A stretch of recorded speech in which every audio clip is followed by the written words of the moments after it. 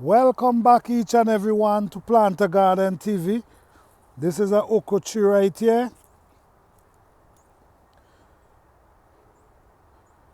Yeah, this is a okra tree right here. So what I do, I allow some of the okra to dry. So when you have okra, just leave a few on the tree to dry so you can get seeds. So all this is okra. So all these is what I'm gonna use and save the seed. You see how much I have here? This is the pads that hold the seeds. With all this, it's a whole heap of seed up inside these pads. Look here again. So if you want to save your okra seed,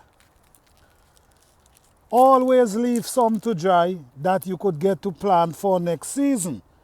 Don't pick all, make sure you leave some. You see all this? All these are okra that I leave to dry. So I have no problem having seed for next season. So you always got to remember that.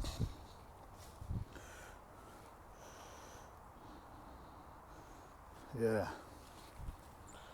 So how you all doing this morning? I hope everyone is doing fine. My cabbage and them folding in, so maybe in a few more weeks I'm gonna have cabbage. But this is how we do it. We leave our seed to dry, our pad okra to dry, get hard and dry. Then after they dry, we open them.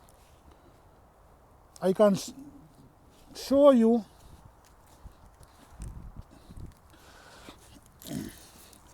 Okay, in this area right here, I'm gonna just open one that you can see the amount of seed you can get. You see what? All that is seed. It's so much seed you can get from one. You see they roll out. A lot of them roll out. You see what's down here?